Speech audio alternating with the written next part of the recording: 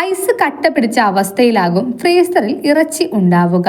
ഇത് ശരിയായ രീതിയിൽ നീക്കം ചെയ്തില്ലെങ്കിൽ ആരോഗ്യത്തിന് ദോഷം ചെയ്യുമെന്ന് ഓർമ്മിപ്പിക്കുകയാണ് ആരോഗ്യ വിദഗ്ധർ. ഇങ്ങനെ പുറത്തെടുത്ത് വെച്ച് മാംസത്തിൽ നിന്നും ഐസ് കളയുമ്പോൾ മാരകമായ പല ബാക്ടീരിയകളും വളരാനും ഇതുവഴി നിരവധി ആരോഗ്യ പ്രശ്നങ്ങൾ ഉണ്ടാകുമെന്നും ലോകാരോഗ്യ സംഘടനയും US ഫുഡ് ആൻഡ് ഡ്രഗ്സ് അഡ്മിനിസ്ട്രേഷനും മുന്നറിയിപ്പ് നൽകുന്നു. ഇറച്ചി സാധാരണ താപനിലയിൽ ഐസ് കളയാനായി വെക്കുമ്പോൾ അതിന്റെ പുറം ഭാഗത്തു നിന്നും ഐസ് നീങ്ങി ആ ഭാഗം ചൂടാകാനും ഉള്ള് തണുത്തിരിക്കുകയും ചെയ്യുന്നു. ഏകദേശം 4.4 ഡിഗ്രി സെൽഷ്യസിന് മുകളിലേക്ക് താപനില എത്തിക്കഴിഞ്ഞാൽ ആ ഭക്ഷണം പിന്നെ 2 മണിക്കൂറിൽ കൂടുതൽ വെക്കുകയാണെങ്കിൽ ബാക്ടീരിയകൾ വളരെ വേഗത്തിൽ വളരാൻ സാധ്യതയുണ്ട്. ഇത് വിഷാംശം പുറപ്പെടുവിക്കുകയും ശരീരത്തിലെത്തിയാൽ പ്രതിരോധശേഷി കുറയ്ക്കാനും ഭക്ഷ്യ വിഷബാധയിലേക്ക് നയിക്കുകയും ചെയ്യുന്നു.